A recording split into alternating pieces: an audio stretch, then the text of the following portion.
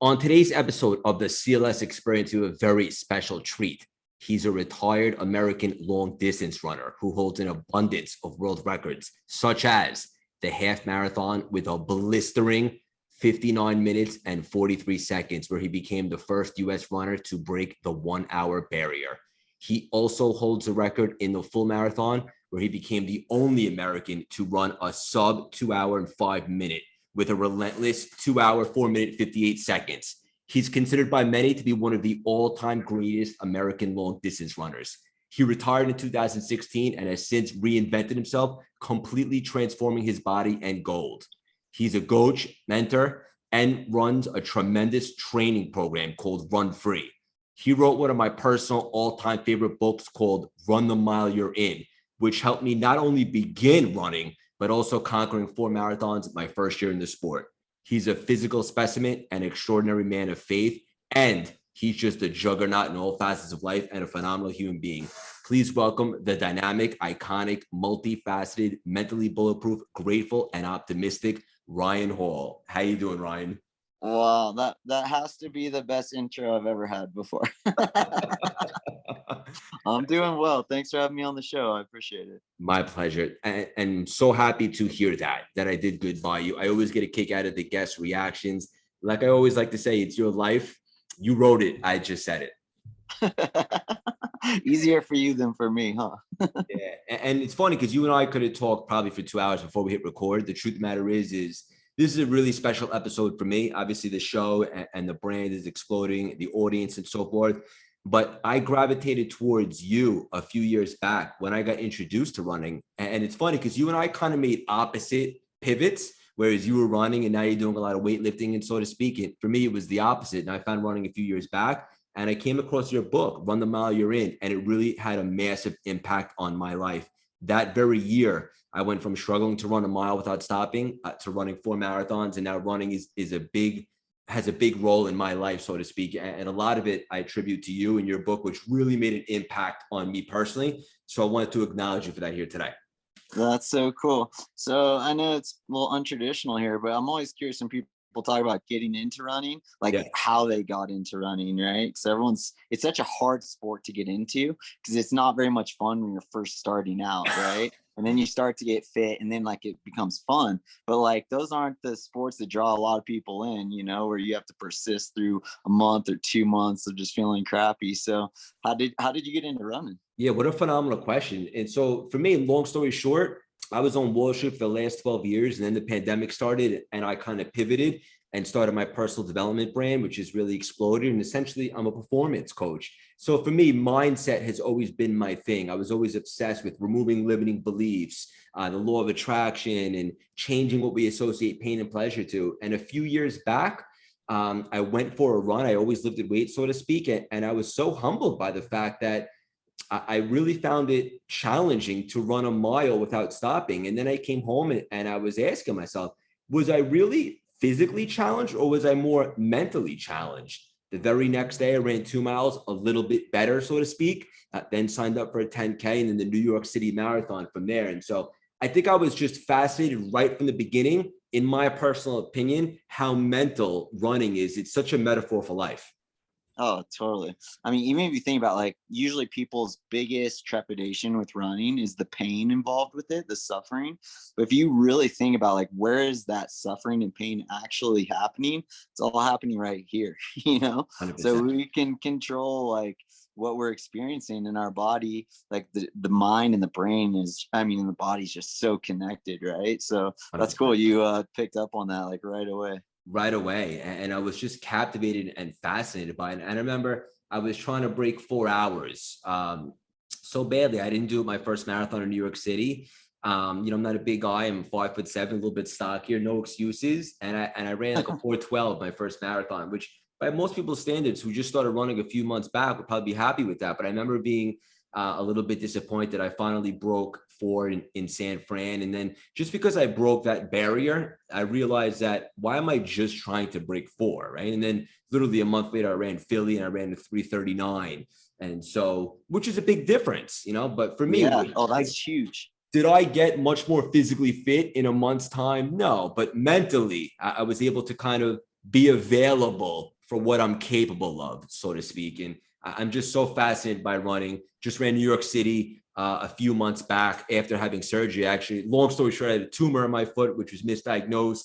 Couldn't really train for the marathon too much physically, but a lot of mindset stuff. And so I just love this sport, brother. Straight up, I think it's so pure and so special. That's cool. And are you still doing the lifting as well? Are you hybriding it? Yeah, so I run 4 days a week, and the other 3, I go upstairs and I lift weights. I used to lift weights 7 days a week, probably for 12 years. But for me now, running is where the magic happens. I really love it. I'm so passionate about it. It seems like for you, it's a little bit of the opposite, right? You kind of went the opposite. Yeah. Yeah, and which is so cool, you know, like I think both of our shared experience, although like kind of flip-flops, you know, is very much the same thing.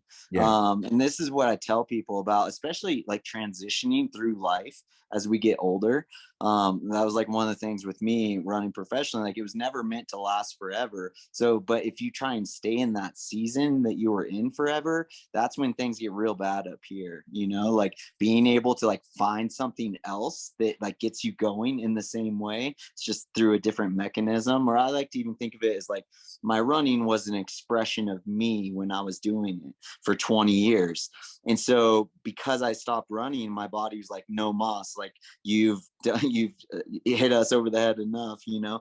When I got to that point, I was like, well, I still need to find a way to express who I am. And so that's why I got into the lifting. It was like a way for me to stay true to who I am, which is a person who just loves to push myself, loves physical challenges, loves to do hard things on a daily basis. And if I would have all of a sudden just been like, oh, I guess I'm not doing any of that anymore, I'm sure I would have really struggled with depression and all the hard things that athletes struggle with when their sporting days are over. Yeah, 100%. And I love that you used the word season there. That was a big takeaway from the book. And in case you thought I was just like, blowing smoke, I want to show you, my man, like, because every book that I read, I take really diligent notes. So I don't necessarily reread the book. I just go back to the big takeaways right here, brother. 2019, you'll see, run the mile you're in. For the audience, can't see. Yeah. Nice. I'll just bounce a couple off you.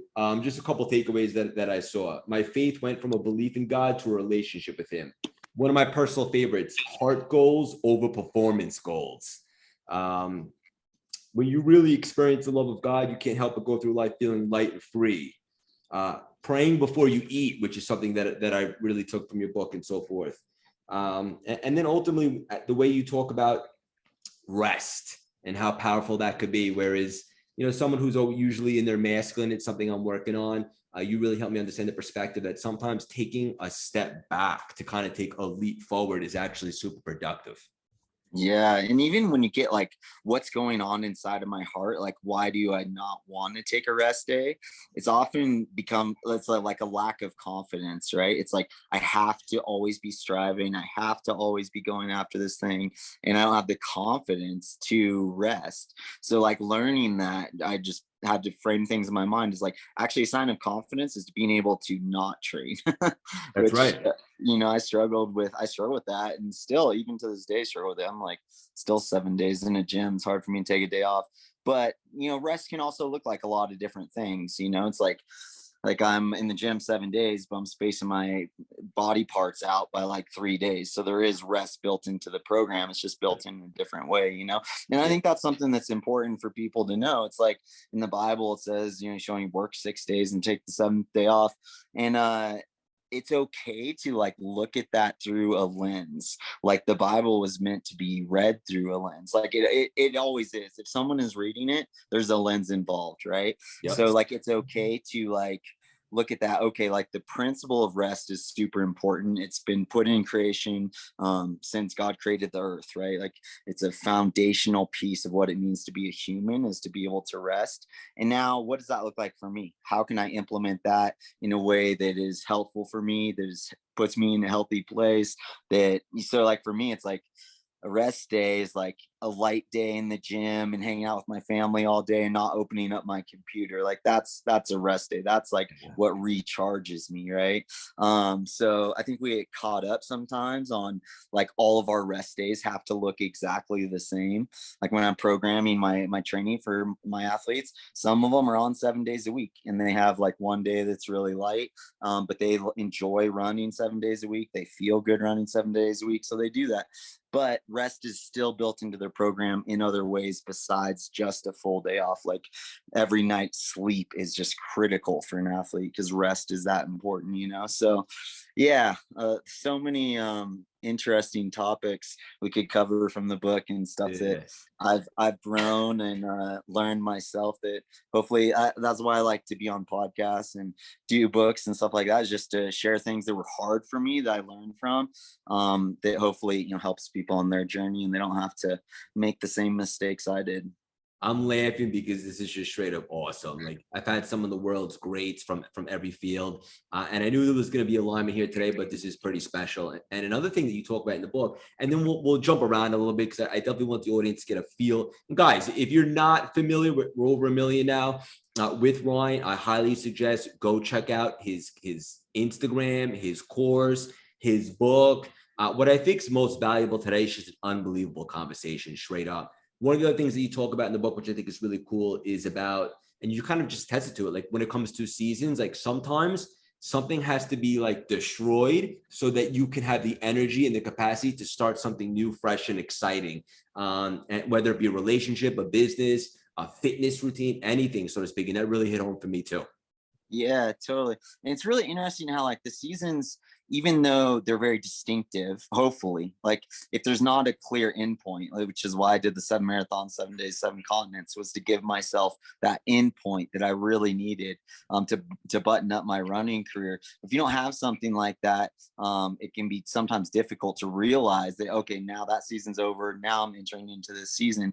But what I learned on my journey is that all the seasons are still connected, right? And you think about this like out in nature, like something dies in the fall, falls in the earth, sits in there, and then in the winter time it starts coming back up, right? But it had to die in the fall. And so like if what happened in the last season didn't happen, then what happened in the springtime isn't going to happen, right? The two are intimately connected. So that's what I kind of learned from like my journey. It's like all this stuff happened to me during my pro running career. And I had this, when I first retired from pro sports and pro running, I had this thing of like just needing to get away from it as far as I can. And you can see that with like other pro athletes too, right? Like sometimes people just like disappear. And I totally get that, because it's like you kind of in this thing and then there's nothing and you just feel like you just need space between it, right? Like get as far away from it as you possibly can. But when I was doing that, I was realizing, but wait a second, like everything I learned from this season is still up here and it's meant to be shared with other people. And this new season that I'm find myself in is not about me reaching my potential, because I just spent the last 20 years doing that. It's now like me and everything I learned on my journey helping other people reach their potential. Yep. And a word that comes to mind that you were just kind of referring to is contrast, right? Like you need to go through this to appreciate that, so to speak.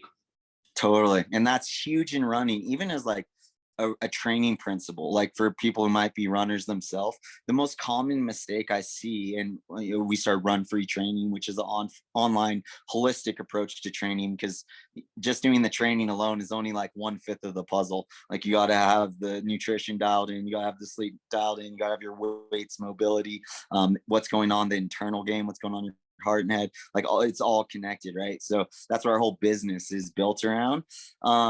But the reason why we started that was to go on people with their journey, trying to impact even more people, because I can only coach like 10 or 12 people myself. But now I'm coaching coaches who can coach, and we have like a couple hundred athletes who are going at training in a totally different way than I'd ever seen before. So you know, that is the new season that I find myself in. That's awesome. And I love that you're giving it back. It's essentially what I'm doing with my brand now, so to speak. And it's just the most rewarding and impactful thing that I could do. And same with you. I read something somewhere and I had to ask you about it. Is it true you're recently doing a challenge to deadlift 500 pounds and superset that with a sub 5-minute mile? Yeah, I tried to do this one actually last summer. And I started right at the beginning of summertime. I tried to do it in my hometown in Big Bear. And so the way the challenge works is the clock starts as soon as you touch the bar. So you touch the bar, clock starts. You have to deadlift 500 pounds just once. And then you get to take off after that and try and run and finish the mile and the deadlift all under 5 minutes. So really you gotta be able to run a mile, and like how it depends how long it takes you to pull 500, but it could be like 4 or 5 seconds, so really you gotta be able to run like low 450s.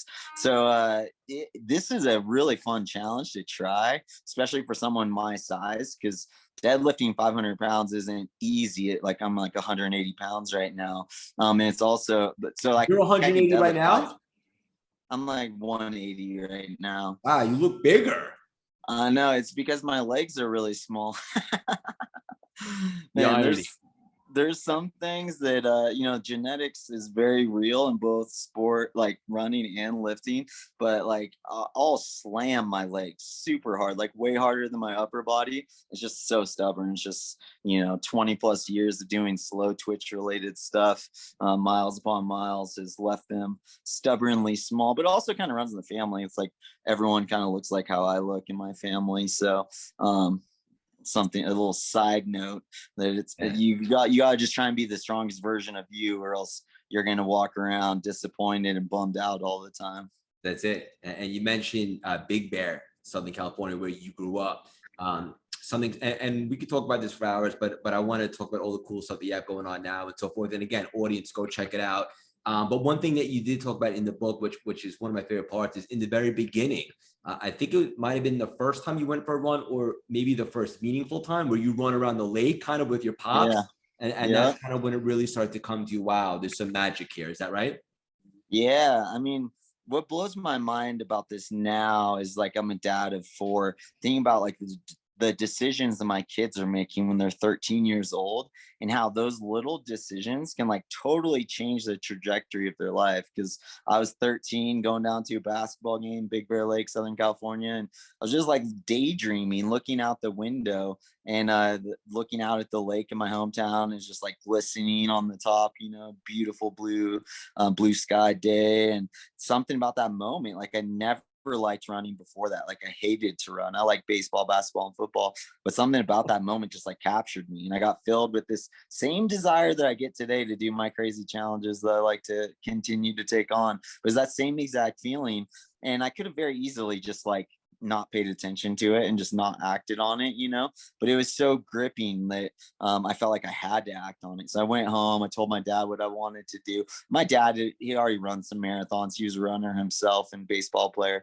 And I'm super grateful he didn't just be like, hey, that's not a good idea. It's 15 miles around the lake. It's your first run. You're 13 years old. You don't even have running shoes. Maybe we should start with something. Like that's what I probably would have said. But my dad was just like, he's like, okay, like we'll go out next Saturday and we'll do it together. So we went out on a super long, painful run around the lake.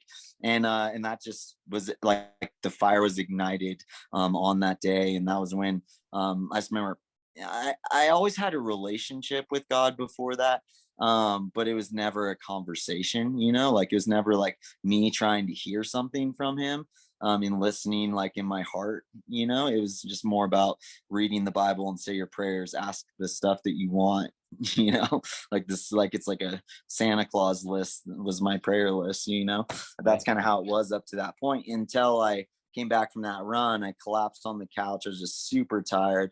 And I always tell people like that was really the first time I felt like I heard God inside of me, inside of my heart. I always tell people easy access point to that is just making yourself like physically exhausted, or at least it was for me. Like that was kind of a theme throughout my running. So at that moment I felt like God was telling me like he gave me a gift to run with the best guys in the world, but he gave me that gift so that I could help other people. And I spent the next 20 plus years going after that and doing both of those things. So it was pretty special journey, but that was the launching pad moment for me, was when I was 13 years old and went on that first run. Yeah, and your whole journey, I'm very familiar with from college, from all of that. And that run, wow, talk about a first run, right? You immediately Yeah, hooked. but Yeah, it wasn't like people. I think often you think about like you think about like Michael Jordan playing basketball. You just picture him like popping out of the womb, like nailing threes. yeah, Like it just came super easy. But it wasn't like that. Like it was a really hard. I had to stop and walk a couple times. Like it took forever to get around that lake. But sure. so it's good to know that like at the start of your journey when you're first trying stuff out, don't expect to just be crushing it. And if you don't, then that means like you have zero talent or something like that. What a great message. Like you don't have to be great to start, but you do have to start to be great, right? And everybody Yep. always asks me, like, how did I blow up my personal development plan in such a short period of time? And it's like, I don't, I just reps, right? Yep. Just get inside the arena. And it won't always be pretty, but stay consistent and be persistent, and it will usually pay off 100%. Yep. Yep. Love that. Yeah. So your old teammate Dina Castor that I had on, and we had a really good conversation about just exploring like the mental component of elite performance.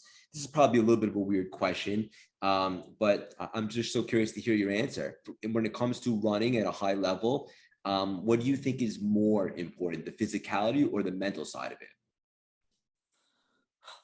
it? That's a really actually difficult question for me to answer for this reason, because I've had really good races when what was going on up here wasn't good. But I've also had a lot of really bad races when what was going on up here wasn't good.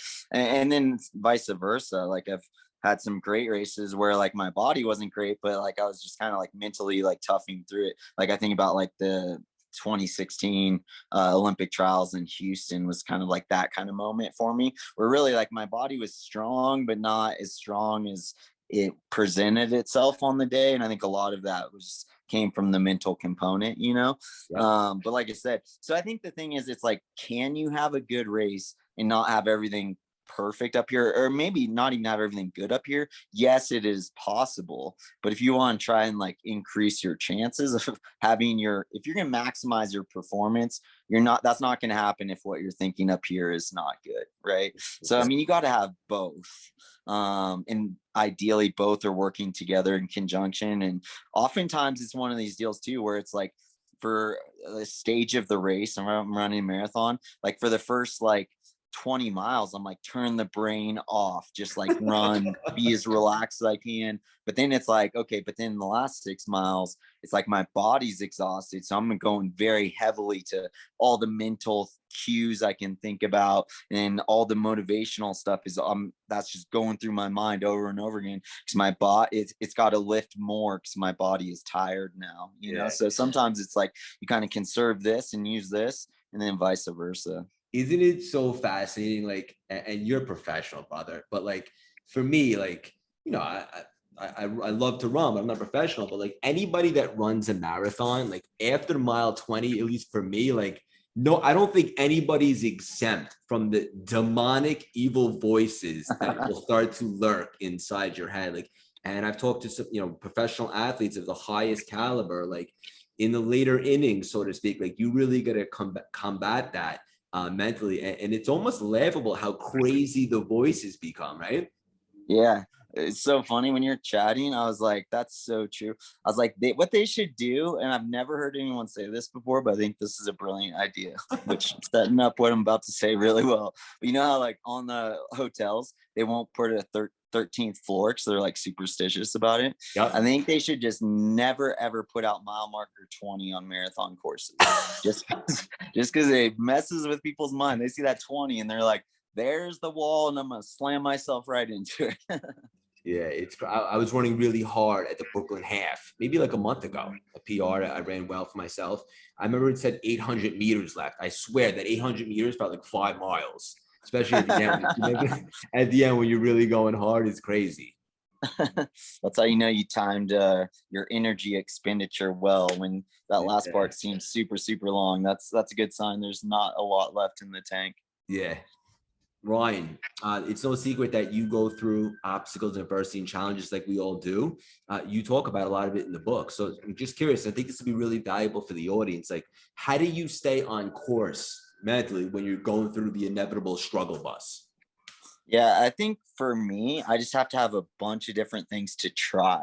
So kind of like what you learn through training and training at the highest level is that you got to have like a whole bag of tricks that you can pull out, because like sometimes like say if I'm really struggling with the pace and struggling to hold it, sometimes I can just tell myself just like relax your body as much as you can, and then that will work, and I'll relax and take some deep breaths, and all of a sudden I'm running better. Sometimes that doesn't work, and like I need to be like, okay, try turning the brain off, don't think anything, or just tell yourself one mantra over and over again, like, you're doing great, champ, you're doing great, champ. Like, so you got to have all these different tools that you're pulling on, because the same one isn't going to work every single time. Or at least if you find that one, please tell me, because I'd love to use that.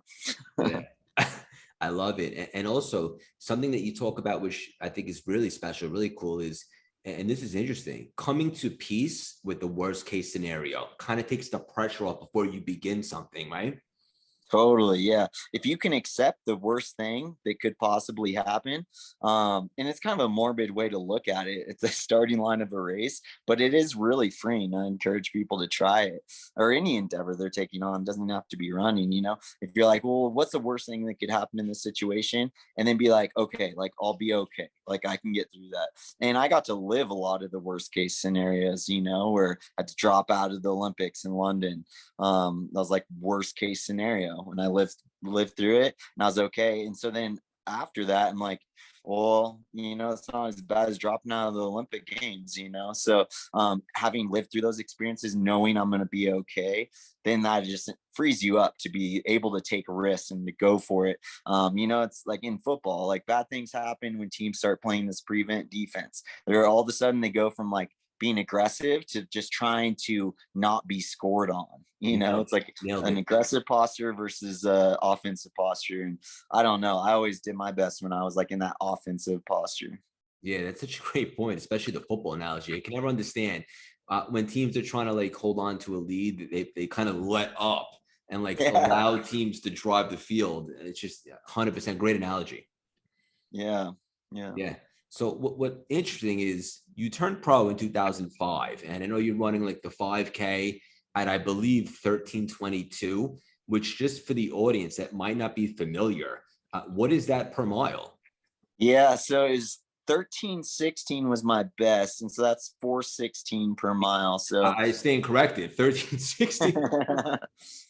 it's okay. I can forgive you after that introduction. You stockpiled a whole bunch of credit. Thank you, Ryan. So what is that per But yeah, mile?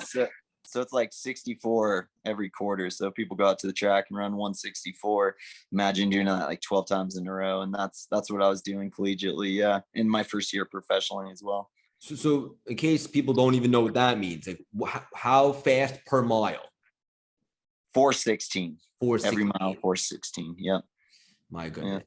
And then from there, so you're obviously doing very well with that. How did you gravitate towards the marathon distance? Yeah. So, I always have you seen that movie Prefontaine before? Of course. Yeah, it's a great one, the classic one. But one of the classic lines from that movie, it's just funny that Hollywood can dictate so much about your life experience. But one of the lines was like, Pre always saying like, I'm not gonna let anyone tell me I'm not fast enough or whatever. And ironically enough, he wanted to be a miler, but he wasn't fast enough to be a miler. So that's why like he's in the 5,000 in the Olympics, right? Yep. So even though he said that all the time, it was also partially true that he wasn't fast enough, so he had to move up in distance.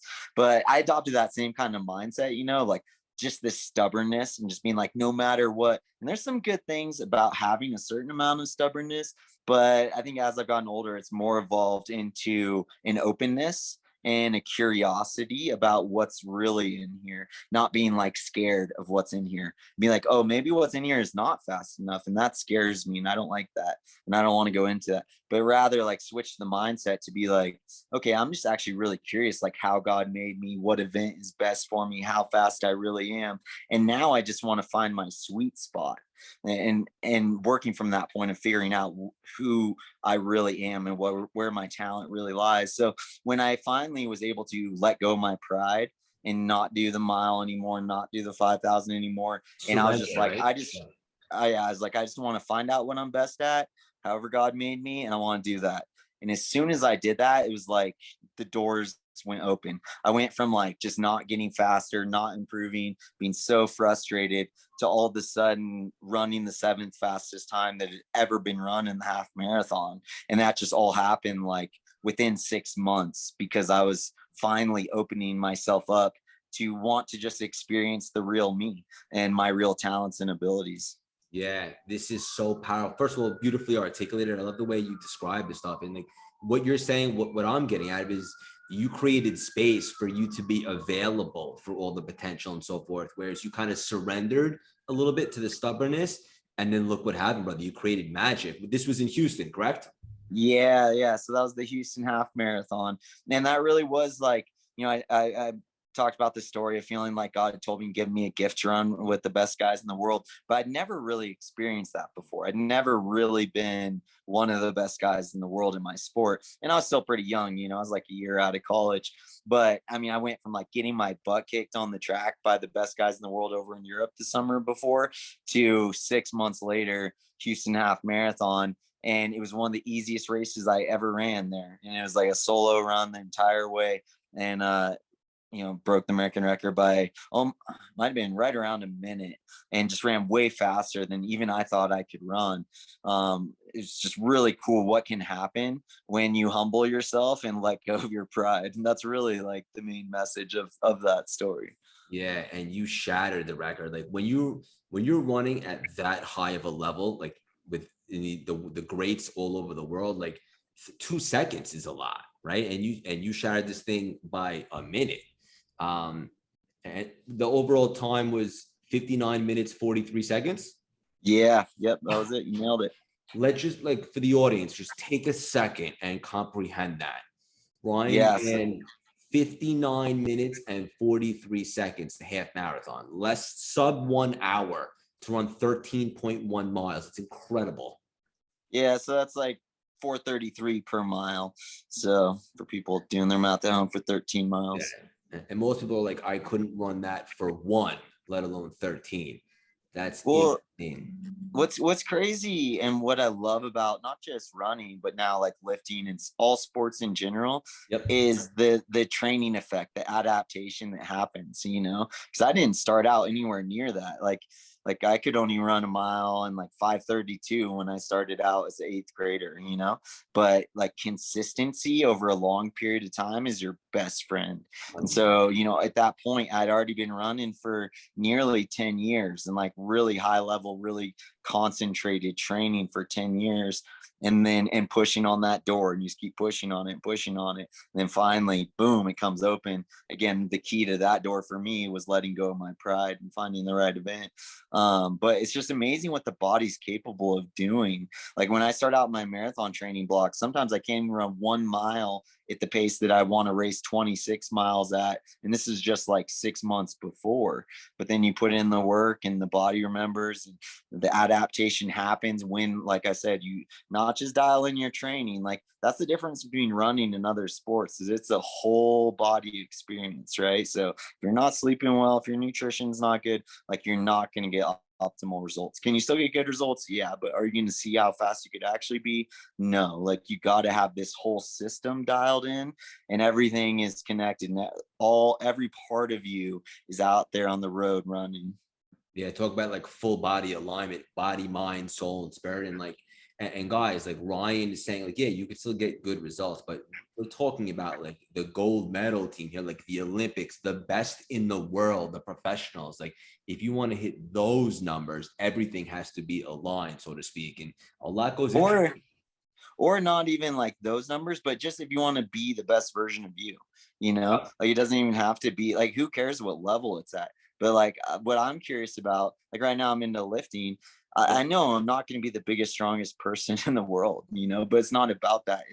It's about how far can I take this thing? How optimal results can I get with this? Yep. And let me just go fully into it and see how good I can get. And that's really like also another key lesson I learned kind of throughout my running career was like getting away from the comparison trap. Like comparison's the biggest killjoy in sport, and yet it's also a huge driver in sport as well, right? Like that's what people talk about the most is like, what place were you in your age group, or how did you do like compared to this person, how fast are you compared to them, and what place were you on the podium? It's all comparative, when really like the real definition, the root definition of the word to compete comes from the Latin. It comes from the real meaning is to strive after together.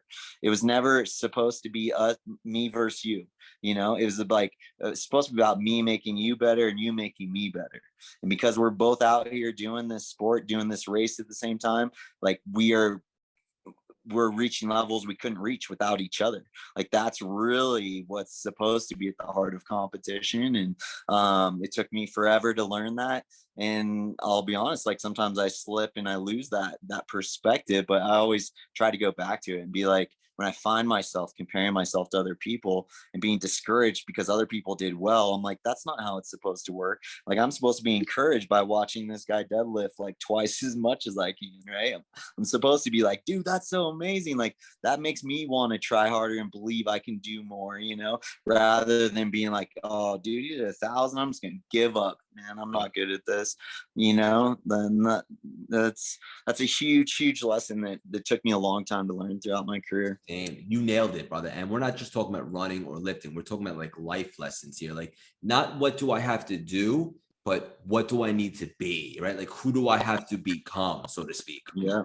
Yep. I know, in the world where it's all about like influencers and all this stuff. And I'm kind of in that world, but really like I try to tell people like, I'm just trying to be the best version of me. I'm going to share that with people in the world, and then the cards are going to fall how they want to fall. But I think sometimes we get the cart before the horse when we're trying to get influence just for influence sake. And that's not coming out of a place of like me just sharing the best version of myself. Authenticity. Yep. Yeah. Yeah, I couldn't agree more. Real quickly, you said that was an easy race for you for the half marathon, and I think I know what you mean as someone who runs myself. Like when things just feel smooth, right, and like the wind's at your back, so to speak. But did you leave any gas in the tank with that time? I mean, there was definitely, I think, more there. I ran as hard as I could for being, off on my own and not having any pacemakers or company. Like that's a tough way to run quick. And I am good at running that way. And I did maximize, I think, what I had in those conditions. But, if you put some pacemakers out in front of me and change some of those other conditions up, I think I could have run quicker. Yeah, for sure. Like, but you also get like this huge hit of adrenaline. I think sometimes people watch like Olympic track athletes finish and they're not even tired afterwards. You notice how it's always like the guy who wins who's not tired, right? It's like they just won the gold medal. And so their stoke level is just like, boof. Like they just got this huge hit of adrenaline. And so some people will see that and be like, oh man, they're doped up and they're doing all this stuff. It's like, no, like when you do something like that, it's almost hard to be tired because you just get such a huge hit of adrenaline from, living your life dream. 100%. You're so jacked. It reminds me of me. Like I remember like 2 years ago when, I was on Wall Street before the pandemic and it was a little bit soul sucking. And, every day I woke up, felt like I was going to a job, with my own business. But now it's my own thing, the personal brand. I'm helping people. I love this stuff. Every morning I'm genuinely jazzed. I'm excited. This isn't work to me, this conversation. It's awesome. And it's kind of the feeling that you get when you win a big race like that. You're just so excited and just grateful and happy. Yeah, totally. And I feel the same way. Like, I feel like I've never had a real job. Yeah. So I've always just done what I love to do. I'm always like, don't tell my sponsors this, but they don't have to pay me. I'd be doing this anyways. I believe it. Yeah. Well, pivoting for a second, one thing that you talk about in the book, which really made a massive impact on me, is when you were kind of segueing into a new season, You talk about having God as your coach for a new season. What do you mean by that exactly? Yeah, that was coming out of just wanting to be desperate for God, like I've always been a very spiritual person, always wanted that connection with the higher power, and so it just came from like how I'm currently doing things. I felt like I had to switch up what I was doing to get different results. It's like in training, if you do the same training all over again, exactly the same, you're gonna get exactly the same results. Yeah.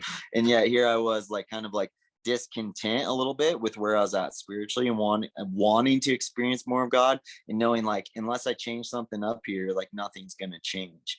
Yeah. So I was like, how can I position myself in such a way to where I need to hear God? Now that's kind of like a broad stroke, back painting of what was going on, but there's always like multiple factors going on too, like my coach had also just told me like, he's kind of questioning me and whether I wanted things the same way as I used to want it. And I kind of interpreted that as like, I feel like you don't believe that I really want this anymore. Like he kind of lost his belief in me. And for me, like that's the most important thing for the coach athlete relationship, is that the athlete feels like the coach believes in them, because the athlete needs the coach to believe in them even more than they believe in themselves, right? Because the athlete goes through these moments where they're having bad workouts and they've had a really bad race and they're crashing, and they need the coach to step in and be like, hey, I believe in you. We're still good. Like we're going to make adjustments. We're going to figure this out. Like that's what they need. Like not someone to come in and be like, well, maybe you just don't want this anymore. Yeah. Like that's such a different approach. So that was happening. And another thing that happened, I'd had the opportunity to work with so many amazing coaches up until that point. So I was also kind of equipped as well, right? Like I wasn't making this decision when I was 13 years old and had no knowledge of running, right? Like I'd already sat under some of the world's greatest coaches, learned from them. So I had a lot of life experience as well leading up to that point. But at one point it was just, I want to jump off the ledge here and I want to try to hear God's voice. I want to get more connected with God. And one way I can do that is by having him as my coach, and just get up every morning and like pray and listen and see what I should be doing. And so it started this very messy process. And I would have loved for this to all just unfold in a bubble, but I was the fastest marathoner in America at the time. Had already run on an Olympic team and all this stuff. So it was like, it had to come out public, right? And I wasn't like pushing that out and trying to tell people and spread the word about what I was doing. It was more like, I got to answer this question honestly. He's asking like who my coach is. Like, what are you going to do after you leave the Mammoth Track Club? And so I got to just be honest and tell him what I'm doing. Right. It was more like that kind of mindset. But that, I mean, I could talk for a long time about how rich of a season that was for me and all the things I learned in that season. And one of the big things was I learned that like, I can't reach my potential by myself. So I was kind of like, originally when I went out with God as my coach, I was kind of picturing being like a Buddhist or like a living at like a Buddhist like cemetery, or not cemetery, I'm butchering that, monastery. And just like doing this lone man training all by myself, right? But it wasn't like that at all. It was like as soon as I put myself in that situation, like God started connecting me with different advisors, different people, specialists in their field, chiropractors, therapists, like all these people that were now like a part of my team. So actually I went from like having one coach and like a massage therapist to like having like a team of like 5 or 6 advisors that were specialists in their field, and I was getting advice from all of them, right? And that was a part of hearing God, was realizing that I'm not meant to go at this thing alone. So there was a lot of surprises along the way, like for example, I always thought like I'm gonna be praying about my workouts, I'm gonna get a vision about what I'm supposed to do, or some download or something really clear what this workout's supposed to be. And I never one time got got that. Like I never got like one workout written down for me on paper when I woke up in the morning or something, you know. It was always like about my heart, which is very much in line with, you know, what we see with the life of Jesus. He was way more concerned about what was going on in here compared to behaviors, you know. So like one of the big themes was, it's not about what workout I do, it's about the heart out of which I do the workout. So I can do the workout like trying to prove myself, prove my fitness to other people, and then I'm going to be over striving, going too hard, and I'm not going to recover well coming out of that workout, and it's just going to set up a really bad cycle that I'm going to be in. Compared to I could do the same exact workout, just not trying to prove myself, feeling secure in who I am, knowing that I'm fully loved, and I'm just doing this thing because I love to do it, and I don't need to prove myself in practice, and then just run it a little bit slower, but at the right effort level. And my body's going to come out of that workout well. It's going to absorb the training. I'm not going to blast myself, and it's going to set me up into a positive cycle. So, so many huge, like life-changing lessons that I learned similar to that during that season with God as my coach. Yeah, this is awesome stuff. And for the audience, I highly suggest running that back, grabbing a pen and a journal, taking some notes. I love how much of a deep thinker you are, Ron. It's really special. And also like how everything is a season to you. And you don't literally mean like a running season. You mean like the seasons of life. And I think that's so deep and so special because, you know, most things are just temporary. Another thing that you talk about is when something happens that's challenging, and that's putting it lightly, so to speak, or you go through some adversity, you talk about letting yourself be sad and then restoring hope.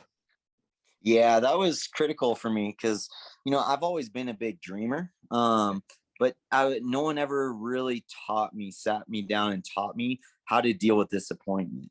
And if you're going to be a big dreamer, you're going to fail more than you're going to be successful. Yep. So you better get good at handling disappointment, right? So this was like a huge process that I had to just kind of learn as I went because there was no manual for it, right? Which is why I like to talk about it now.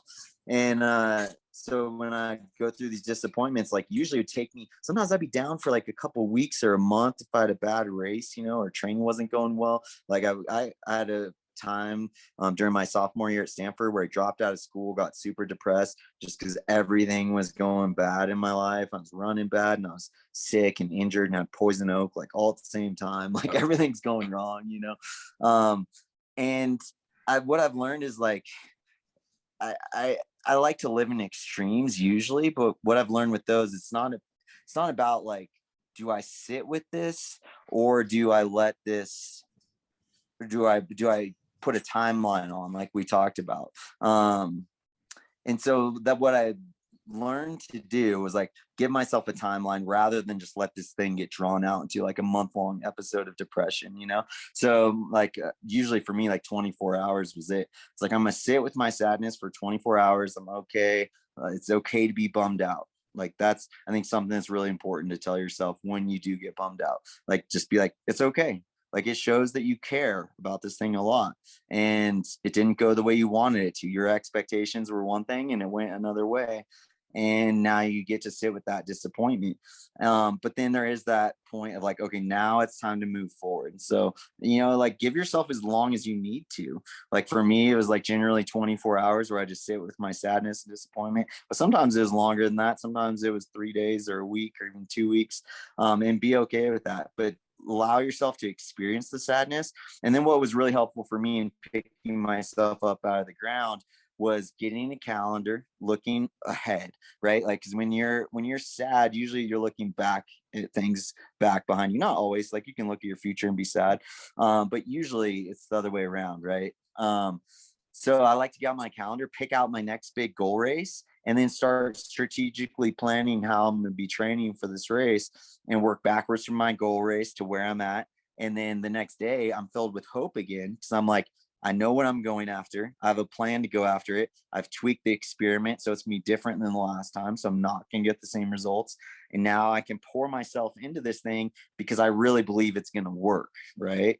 And that's super important. And I tell people all the time, if you're going to work with a coach, I think it's more important that you believe in the coach and what they're prescribing. You believe in the workout. It's even more important than what the actual workout is. The mind is just so powerful that way. You got to buy in. Yeah, and you talk about like experimenting a little bit differently so that you can expect a different result. And first of all, goals will keep someone alive, but nothing else will. Like it gives you purpose. And then also, like if you're running, so to speak, and you weren't so happy with the last result, or for if it's business or relationships, whatever the case may be, like it's a cliche, but nothing changes if nothing changes. So you change Yeah. up the strategy a little bit, you buy into the coach, and now you're filled with hope again, and that's exciting. Yeah, I mean, hope is really like what fuels us for life, right? Oof. Like dreams, whatever it is. It's like if you don't have hope, man, that you are in a really rough spot, and you need to get people around you that can help restore your perspective to give you that hope back. Like don't lose hope. Like hope is it's your driver in life. And you gotta if you can't find the hope yourself, you need to get people around you who can help you find your hope. Yeah, and we call it hope. Other people might call it faith, right? Right. Yep. Yeah, this is awesome. I got to ask you this before we wrap up because I love that you talk about this, and I think it will for the audience as well. Heart goals over performance goals. Yeah, this was a huge growing thing for me because I went from like a high school kid who used to write my goals in cement in my backyard. So I was very goal driven, very numbers driven, very performance driven. And, you know, really like my definition for success was all about performance, right? And that is a scary world to live in because you only have so much control over performance. And certainly in the running space for me, it's like I could be in the best shape of my life and just be crushing it and spending every second thinking about running and doing things the best I possibly can. And the truth of the matter is I could still like not win the gold medal because there's a Kipchoge out there who's just more talented and fitter than I am, right? Like that's a really real possibility. So I don't have control over whether or not I can be successful in going after my performance goals. Doesn't mean that performance goals shouldn't be part of our life, shouldn't be a motivating thing for us. I have numbers that I'm chasing now. But if I know, like, I want to set myself up to, if I'm going to go after something, I want to make sure I can be successful. And if I have performance goals, I'm not sure I'm going to be successful or not. Because again, not dependent on me completely. But heart goals are always achievable. So if like my heart goal is to like love other people well, like I didn't actually have that intention going into the 2000 Olympics, but that's kind of what the experience turned out to be. I was like half, you know, trying to get on the podium at the Olympic Games, had really high expectations, just finished fifth at the London Marathon, which is one of the most competitive marathons in the world. So really did have a chance at it. And yet here I was like halfway through the race, sitting back in like 60th place, you know? So I started having this little pout fest, and that turned into a little bit of a prayer to God and asking him for advice. And I really felt like he was telling me, like, start encouraging the people around you. So I started just catching a guy here and there and just tell him like, hey man, you're doing great, which just doesn't happen in running. There's usually, unless you're friends with someone, there's not a lot of encouraging going on out there. But I really was. I was like, I don't feel like doing this, but I'm just gonna act on it because I really feel like God's telling me to do this. And so as I did that, I found that, as the Bible says, like, if like what is it, like the well that like gives water also receives water, something like that. But basically, as I started encouraging people, I started to get encouraged, and I started feeling better and started running better, and it was a total game changer. I went from like 50th, 60th place to finishing in 10th, which wasn't, you know, again, what I was hoping for, but way better than it would have been if Yeah, I would have been just pouting about how my performance was going at the time, right? So yeah, like I had to shift from like a performance mindset of trying to podium to being like, okay, let me just focus on loving people, which happens inside your heart. That's where it starts, right? yeah. And as I did that, I actually started to perform better. So really, I think like heart goals are a sneaky back door to improve your performance. And that shouldn't be the reason why you want to have heart goals, but I think it is what happens when you do have heart goals. Like I think the best performers in the world, potentially in the world, would do their best if their heart was like in a good spot, right? And they're going after things of the heart. And then I think the performance would flow out of that and be way better than it could be if they're just fixated on trying to win and trying to beat other people and all that other stuff, you know? Yeah. So, This really yeah. resonates with me. Something I've really been working on really anywhere in life is to marry the process, divorce the outcome, kind of take the pressure off. So That's good. Yeah, my dad, he used to always tell me that was very similar to one of his sayings. He used to say this a million times to me. He's like, we do the training and we leave the outcomes up to God. And I was like, oh, that's so freeing when you hear someone say that, you know. It's just like, yeah, it's really true. It's like you do your part and then you come to peace with whatever God has for you on the day and whatever your experience is going to be. And rather than you trying to give yourself a definition of what success is, hitting X time or X place, you're just like, I'm actually just going to be in this experience fully and look for the goodness in this, right? And I'm going to gravitate towards like things that I see happening that are good, that I can be thankful about, rather than having this one expectation. It's very fixed on this one time. If that expectation isn't met, the whole day, the whole experience, the whole training, it was all a wash. It was all for nothing, right? That's like so sad. And that has happened to me. Like, I'm talking to myself here, you know, and I don't want it to keep happening to me, which is why I'm going after this stuff. yeah, it's like something you mentioned in the book is like when you're at that season where you start the race and your thought process is, I've already won. Yep. Yeah. And I wrote about this in the book. I think it happened again at this Olympics, where half pipe competition, the women's half pipe competition, the girl who was about to take her last run down, but she was the last one to go because she had the highest score going into that like round or whatever. Yep. And no one beat her score. So she knows she already won the Olympic gold medal, and yet she still has one run to take. And think about yourself if you were in that situation. You're going after this goal your entire life, and then someone tells you, oh, yeah, you did it. Like, you won. But now you get to go do this thing just for fun. Just doesn't even matter how you do. You could crash 1,000 times and you'll still be the Olympic gold medalist. Think about like the lightness that would bring to you, you know? And that's the kind of picture I like to get in my mind before I race, is like, really, when I think about like what my definition of success is, my definition of success is just receiving God's love and allowing that love to flow through me into other people.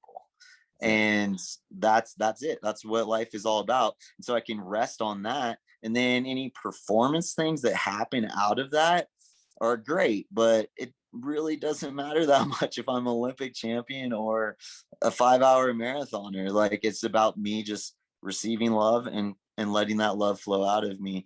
And that's, again, just frees you up. And that's why we started our business, is run free training. Because if there's anything I've experienced running in sports as something that was deeply hurtful for me, that put me into depression that I really struggle with. And I've also experienced it in this other free way of just this lightness and this expression of who I am that is super beautiful and really fulfilling. But when it's done the other way, and it's all about you comparing yourself to other people and hitting certain marks and chasing certain goals, you're just chasing after the wind. You're never going to get it. But you can get it, and it's in here. Bang. I love this so much, but I can't wait to listen to this back. Wrapping up here, also your wife, Sarah, in case the audience is familiar, she's a pretty badass runner herself. Correct me if I'm wrong, but she's still going strong. Yeah, it's so fun because, I retired when I was 33 and she's 39, and she just set the American record in the half marathon this last January, and that since got broken, so she doesn't currently have it, but she's already feisty and wanting to get that one back. What did she run? How fast? It was 67, wow. 17, I believe, somewhere right in there. Incredible. So yeah, but I think that's just a quick like story on that, is just like how much better the body responds to partnering with it, which I wrote about in the book, versus like forcing it to do things. I was the force it to do things guy, and I got good results, and I had a fairly long career, 33 years old, but she's much better than me at like listening to her body, taking good care of her body, adjusting the plan as necessary. Like the training should follow the athlete, not the other way around. And I was the other way. I was like, I'm gonna follow this schedule, even if like my leg is falling off, where she's like, oh, I got this little niggle. Let me just like push my workout back today. It's not that big of a deal. And then she's good to go, versus me who just do it anyways and then just make my injury even worse, So I think that's kind of like one of the keys from observing her do so well at 39 years old, is just seeing her really adapt and listen to her body and be in tune with her body. So that's hugely important for, I have to tell myself that too, as the athlete who's, 40's right around the corner, and I'm still, doing some fun things and challenges and pushing myself in the weight room, but realizing like ultimately, like I need to find a way to work with my body to go after my goals, not to force my body to do what I want it to do. In flow. Yes. Real quickly, in regards to your wife, Sarah, when you met her, you knew right away, correct? Yeah. So I knew I'd be lucky if I ended up with her. That was the exact thought that I had, You're both blessed. Yeah. So I think that is a pretty telling thought though. If you're like, man, if I end up with her, I'm gonna be really doing well, that's a good sign. Yeah, that's awesome. Final question, brother. And this has been such an awesome conversation. Thank you so much for your time. What excites you most right now about all the weightlifting and all that stuff? I love, again, the adaptation of the body. So anytime like I'm able to do something that I couldn't do last week, like I'm super excited, Yeah. I had a little bit of a setback this fall. I think it was in the fall. No, it was in the spring. A couple of months ago, I had a hernia repair done, which had been going on for like a couple years, and like a hereditary thing. I'm sure the lifting didn't help as well, but my dad had one and my grandpa had one. So anyways, that kind of set me back a little bit, but it's, I think, something that we had a run free camp here. We were talking about this with our group of runners, is as you get older too, sometimes it's nice to like reset all your PRs at the beginning of every year, so then that way it's like, I don't know, it can be really hard to improve upon the PR. Like if I was, say, starting out running now, like I'm not going to run it if I compare everything to my best marathon ever, I'm going to be really disappointed all the time. Right. But if I were to just like start fresh, like I have no PRs right now, then like you see how you're improving and doing better, and you get excited, and getting excited is critical for doing well, performing well in any field or any sport, 100%. 100% wake up, jazz, excited, enthusiastic, goal oriented. This was an awesome conversation. Best part for me is it's just the beginning of the friendship. I've been a fan for so long. It truly a blessing to really finally sit down and have a great conversation with you. And I know the audience is in for such a treat. We're over 1 million now. The audience is exploding. The community is so loyal and engaging. What's the best way for the audience and community to support you, Ryan?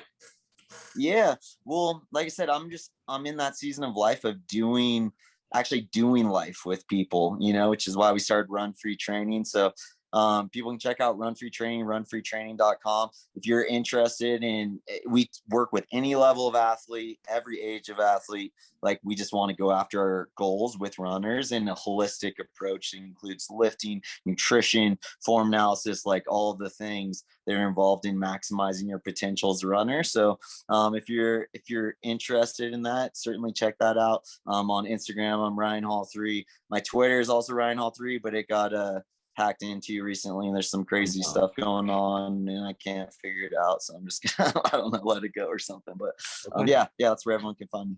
How can I personally support you? Oh, that's a good question. I don't know. I mean, being on this podcast is supporting me. You're helping me get my message out and share what I'm doing with the world, and invite other people to come into that space with me. So, this is super supportive. I appreciate you letting me be on the show. Awesome. I guess I might as well ask you this, because who better than to ask? I ran the New York City Marathon at a 3:39, which is a PR for me. Wasn't really able to physically train because I was coming off a surgery when they found a tumor in my foot. I know I could do much better. I just ran the Brooklyn half, 1:34. You know, Nice. thank you, brother. I'll be straight up. I surprised myself with that one. I'll be straight up with you. Running is not priority number one. I'm not a professional, but I am super competitive and I do love it. And I would like to do something pretty special to really encourage the audience, the community, and so forth. Any suggestions on how I can make some big changes from the 339? Yeah, don't have surgery before. That would be number one. I mean, like you said, you can probably go a heck of a lot faster than that if you weren't even able to train adequately for that one, you know. Yeah.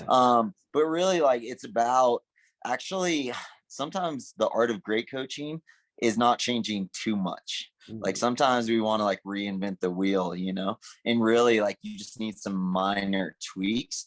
And even if you don't need minor tweaks, you need growth, right? So like find a way to like somehow hit your body a little bit harder than you're currently hitting it, and not like way harder. Don't go from like 20 miles a week to 100 miles a week. That's how you get hurt. Like risk of injury just comes up like crazy, and your body just doesn't respond to that well.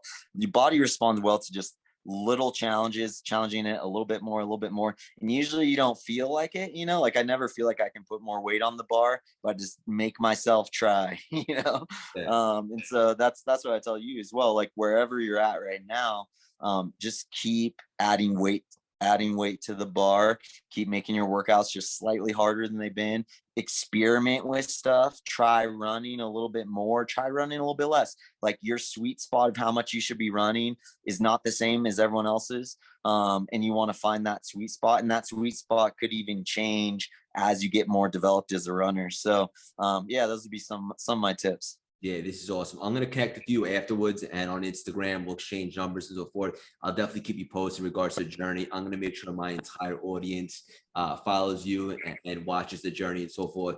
Ryan, I want you to know you're the definition of perspective, heart, and gratitude. From taking your life experience to spreading positivity, light, and deep truths. You're a true gladiator, visionary, and role model and beacon of hope for anybody coming up today with big goals and aspirations. I could personally guarantee your best is yet to come. Keep on spreading your wings and leaving your mark on this world. So much love and respect for you. Thank you so much for stopping by and dropping these priceless nuggets today.